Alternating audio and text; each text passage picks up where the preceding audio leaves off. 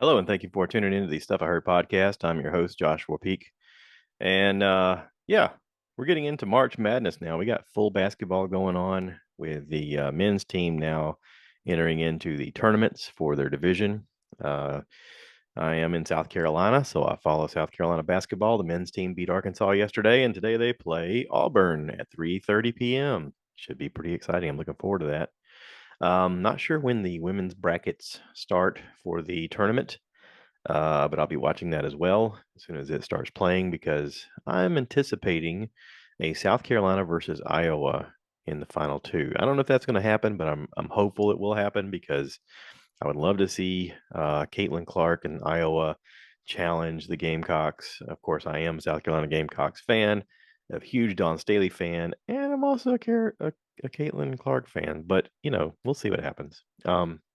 Anyway, I don't know if you guys have paid attention to the news here lately, but over the last few years, there's been a push for Congress and government to, for some reason, target TikTok. And there's been a lot of people after TikTok. And similarly, they were sort of trying to poke holes at Twitter once Elon Musk bought it. But here's the thing. Um, these social media platforms really are set up on algorithms, are set up for your entertainment, are set up for our entertainment, just like YouTube, just like Facebook, just like everything else. And yeah, social media can be used to sort of steer a popular opinion, as we've seen in lawsuits with Facebook. Mark Zuckerberg has been in a lot of trouble because he set up a paradigm where they were really trying to promote one political party more than another. They were trying to steer information about uh, a certain medical thing that happened in the world to fit the narrative of what they wanted. And yeah, there was a lot of misinformation that was tossed around. Now, as a fan of TikTok, I can tell you that it is one of my favorite platforms to watch things happen and watch people and watch comedians. Um, it's been in the news lately because I guess Congress has made some declaration that TikTok is supposed to be dangerous because they still believe that it's owned by China, even though it's been proven in Congress that it's not owned by China.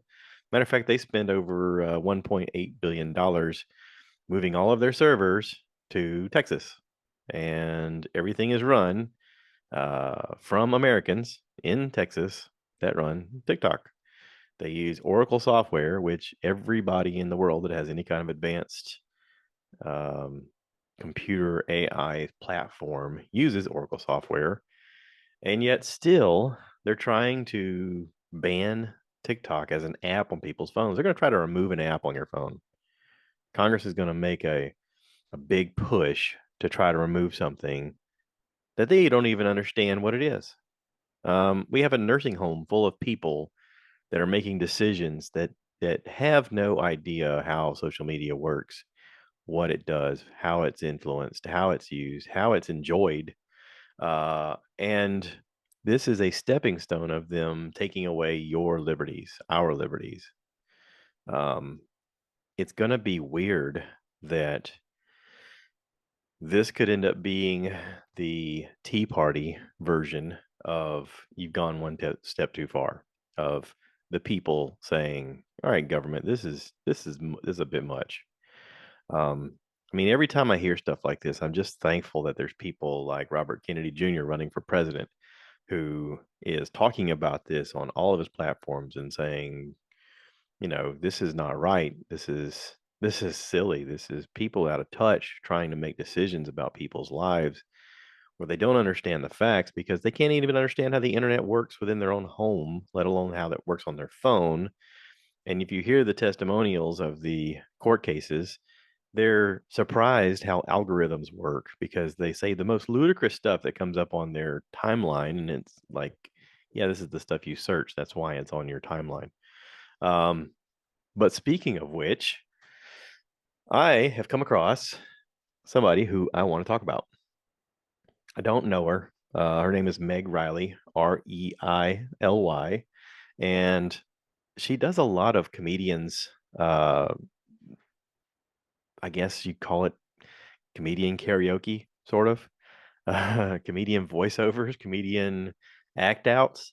It's just her a lot of times just interacting with the camera and like doing some comedians acts as if their voice in the background and she's sort of mouthing the words. And if there's multiple characters, she's doing all the characters. She's hilarious. Um, I came across her doing one of Steve Trevino. I recognized his voice right away. I'm a big Steve Trevino comedy fan, and he has a new special on Netflix called Simple Man. And she apparently has done some really good act outs of some of his stuff. And in turn, it's kind of made people more relative to his comedy. And so he wanted to recognize her and he brought her on stage at an event that he did live and introduced her to the crowd and said, I want to do something as a partner with her. We're going to give her some content early before the premiere of my new Netflix special comes out, Simple Man. And you guys can see that before it hits Netflix. And she's got a couple on there. One of them is about containers and how his wife loves containers, and it's hilarious how she organizes everything in containers and just loves it, and and also makes herself crazy with this thing. Um, and I watched Steve Trevino's comedy special one morning before work, and I was laughing so loud I thought my wife was going to come out of the bathroom being like, "What are you laughing at?" I mean, it was good. It's one of the better comedy shows I've seen this year. Uh, I noticed that with Steve, a lot of his comedy is about him and his wife and our kids and his mother and his father, and it's very family related. And if you look at the crowd of people that are in his audience, it's not just guys, it's not just women, it's not young people, it's not old people, it's just couples, a lot of couples. And it's all relatable to everybody. That's why they're there. This is a good date night comedy special to go to. If you see Steve Trevino coming anywhere in your area, go check him out. If you're cruising around TikTok and want to see something funny, check out Meg Riley. She's got a few of his act outs on there. I came across her doing one of Bert Kreischer years ago.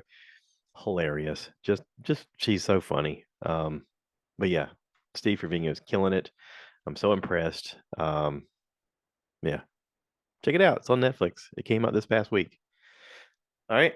And also on Netflix, because I was kind of, this is the stuff I heard. I'm trying to tell you about some stuff I heard. Um, Miley Bobby Brown has kind of hit the scene, of course, with Stranger Things. She plays Elle, and then she came out with the Enola Holmes series. She's supposed to be Sherlock Holmes's niece or sister or something. I don't know. I've watched the show. I don't know her relationship with him. I forget. But she's great. She's a great actress. She has a new movie on Netflix called Damsel. Now, this is cool because she sort of narrates the beginning where she's talking about every fairy tale has, a princess and she has to be saved. And she's like, but what if the fairy tale isn't real or something like that?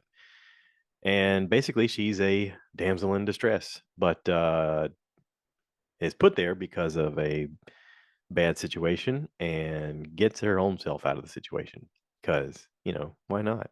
I like this female empowerment stuff. I like these strong female lead characters like her of going, okay, I got to figure it out. I mean, because that's real. That's real to life now. I mean, years ago, it was always, oh, the woman's helpless and she can't do anything for herself. And I didn't grow up in that environment. I grew up with a strong mother who was willing to overcome all obstacles, no matter what people said, almost in spite of the fact that people would say, you can't do that because you're just a girl. Or they would say, you can't do that because you're just a nurse. You can't do that. You don't have enough education. And every step of the way, she went, oh yeah, watch me. And that became like a binding characteristic of things that I was impressed with. I was impressed with people who didn't take their limitations that were placed upon them by other people's conception.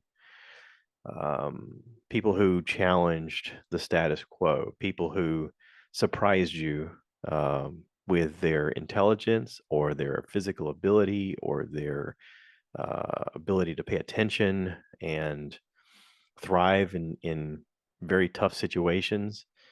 You know, I sort of found that within myself growing up. I didn't feel like I was exceptionally gifted in any kind of sport. I knew that I wasn't tall. I knew that I wasn't super coordinated. Um, I had friends that were more charismatic than I was. But something happened about the time that I went into the Marine Corps that I realized that what I had was this almost ancestral desire to push forward no matter what the obstacle was. And I knew that even though I knew my limitations, I had the ability to push past whatever my other limitations were. I could outwork people. I could out try.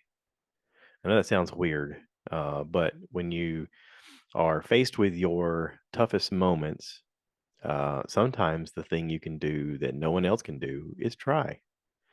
Because there's a lot of people who just give up. There's a lot of people who just say, "That's it. I can't do this. I can't overcome this obstacle. I can't slay that dragon that's coming after me. I can't run fast enough. I can't hide. I can't fight back. I can't." You can. We all can. The question is if you have the fortitude within your heart to knuckle down and say, "I can and I will, and watch me." So I really liked Damsel on Netflix. I thought it was great. The voice actor that's playing the dragon, yes, the dragon does speak because that's what you do now, right? The voice actress, who is the voice of the dragon, is I can't pronounce her name, but she's in everything. Shalshoreh. How do you pronounce that? Shohara? Shore. I'm gonna murder that. That's just awful. I'm so sorry. She's an actress. Okay, she's in all kinds of things. Um, I can't even pronounce her last name either. She's an Iranian actress. She's 71 years old. She's been in tons and tons of things. As if you look up the cast of Damsel, you're gonna be like, oh, I know that lady. She's in all kinds of stuff because she is. On what is it? The Expanse. She's like one of the main characters. She does several voices for things now. She was one of the voices in Arcane, which I really, really liked. Um, she's won Emmy Awards, Satellite Awards. I don't know what a Satellite Award is. Academy Awards. Been nominated for Academy Awards. Um, yeah, super impressive lady. But one of the guys in this show playing her dad is Ray Winston. And I was like, wait a second. Is that Ray Winston? Because he's got long hair in this. But you hear his voice, and right away you're like, I've seen this guy and stuff. I know who that is. Who is that? And I couldn't place it until I Googled it. And the reason that Ray Winston is important for this is because there's another show on Netflix where Ray Winston is in it, and he is one of the star characters in it. It's called The Gentleman. Okay. If you guys have seen this advertised, the photo for their promo looks really impressive. It's a bunch of really well dressed people, sort of all posing and around this one guy. Theo James plays the gentleman. And I didn't know what I'd seen him in before. I had to look it up, but he's in all the Inception movies. He's the guy. uh, he has a cast of people around him where there's no flaw in any character. Every character in this is super impressive with the way they portray their character. There's multiple bad guys. Let me give you the rundown of what the gentleman is. Okay. It says when an aristocrat, Eddie, inherits the family estate, he discovers that it's home to an enormous weed empire and its proprietors aren't going anywhere. Okay. So it starts off literally, he's working as like a soldier for the UN, and some guy drives up and tell him that his father has died or is dying, is going to die. And so he shows up and talks to him, and then his dad dies. And Eddie is not the oldest of the family. And apparently they have some aristocratic roots. So there's a title and land and all kinds of stuff established with this role of inheriting whatever it is. And the older brother doesn't get it. It goes to Eddie. and you quickly find out why Eddie didn't get it, or the older brother Freddie didn't get it. Freddie's a mess, but the story takes off in such a hurry. Guy Ritchie directed this show. It's on Netflix. It's fantastic. If you're offended easily by words, don't watch it because there's a lot of language in this. There's also some blood because it is a gangster type show. But I kept thinking as I'm watching this, like it's been a while since we've had just a really good drama, and this is a drama. Like there's a lot of dialogue in this where the dialogue is the important part, not the super flashy action or the craziness, which there is that in this. I mean, Guy Ritchie directed it, so there's a whole lot of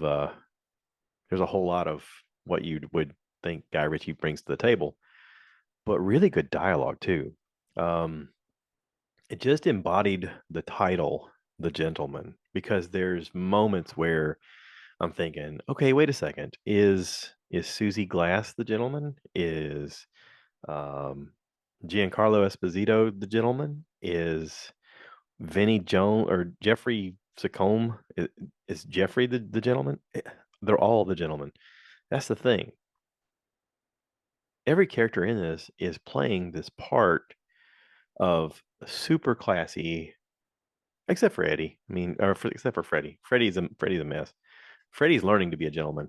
Everyone else, though, is trying to be as classy as they can while they're navigating the chaos of life. And there's a lot in the way. There's a lot in the way. As you would imagine, if you inherited some land and found out that there was an entire weed operation right underneath your manor. So, yeah. Ray Winston, phenomenal performance in this. He is a juggernaut actor. He's always known as being this really tough guy in movies, and he's 67 now, so he's more of an established name and face and voice, and so when he's on the screen, he sort of commands attention. And everybody in this is fantastic. I was blown away by the show. I didn't think I was gonna like it. I saw the preview. I was like, "What is this? Is this something? I don't even know what this is. I guess I'll watch it. It keeps getting to be number one. It's like, it's the second week here. It's still number one. Might as well see what it's about. Maybe I'll just hit play, and if I don't like it, I'll stop it." Amazing, just amazing. I was blown away from beginning to end. There were no dull moments. There were no bad characters. Every actor in this was amazing. The story was amazing. It had lots of plot twists, lots of surprises, uh, lots of beautiful costumes. I know this is going to sound weird because, I mean, I don't really usually talk about costumes, but the way they dressed was super impressive. I mean, it just oozed character, even from the gypsies that appeared in the show. Um, all of the costumes from all of the people just fit them perfectly, and with their character, helped develop them to who they were on the screen. I'll be surprised if this doesn't earn a lot of awards, even though it's sort of an action mobster type show. This is super impressive, and it's hard to watch this and not think, "Oh yeah, these are just actors." Like you really buy into these people being exactly like this. Um, so yeah, super impressed. Go check it out, The Gentleman. It's on Netflix. Guy Ritchie directed it, created it, whatever. Pretty impressive. All right. And then what else have I got? Oh, The Tourist, season 2 of The Tourist, or as I like to call it, Christian Grey Goes Abroad. The actor who played Christian Grey, Jamie Dornan. Um, First season, he's in Australia. He gets into a car wreck. He doesn't have any memory who he is. Come to find out, he's a bad guy, but he's sort of a good guy. He's a good guy who did some bad things, and you want to like him because I don't know, because he seems like he's just lost and trying to figure this out. In a way, he's sort of acting as the narrator to you. He's narrating your vision of what you see because he doesn't know anything and you're learning as he learns. But as you learn and as you start to like this guy, kind of like Breaking Bad, you end up liking the guy that you turns out to be kind of a bad guy. And he has a friendship that turns into a relationship with the woman on the show, Helen Chambers. Her real name is Danielle Macdonald. Um, I love her. She's awesome. She was she was the main actress in Dumplin'. She's a great actress, but they're very charismatic together. Um, she's very believable in every role she does. I mean, I've watched her in a few things now, and everything I've seen her in, she's great. But together, they're awesome. So, first season, they're in Australia. Second season, they're in Ireland. So basically, you could just say Christian Grey now is in Ireland, and then the show happens. Um, the show's okay. I mean, the writing's okay. The acting, eh. Other than her, um, I mean, Jamie's sort of okay, but you never forget that he's the guy that played Christian Grey. I mean, he just doesn't move the needle past, hey, I'm the handsome guy on the screen, and I do a lot of posing and thoughtful off looks into the distance. But meanwhile, Danielle's like running the show because she is all over the place, commanding attention and driving the story forward. And I don't know. It's good. It's good, I guess. It's got a 96% on Rotten Tomatoes, so apparently people love it. I'm not those people, but hey, I'm glad it's succeeding. I'm glad that they're all working, and I will definitely watch more of the seasons because it hasn't run me off. I enjoyed it. I wouldn't give it a 96%, but hey, I'm still gonna I'm still a fan. So, um, yeah, that's it. That's all I got. I got up early this morning at 4 a.m. Uh, I've kind of been awake since, drifting off to sleep and back and forth and all that stuff. And um, I have the day off today because I've got some stuff I got to do. And I figured, hey, I'll do a podcast. Why not? Just hang out with you guys, talk a little bit, share some secrets and whatnot. But I found myself going back this morning and pulling up TikTok and watching Steve Trevino tell his stories about containers and his wife, hoarding stuff and him taking it to Goodwill. And yeah, just he's got a great comedy special. You got to check it out. It's called Simple Man. Again, Steve Trevino, check it out. Okay, that's all I got. Have a great day. Have a great weekend. Please remember to rate, review, subscribe, share this with your friends. And if you want to be part of the podcast, let me know. If there's a show I need to check out, let me know. And as always, cue the cow. Cue the cow. Moo, baby.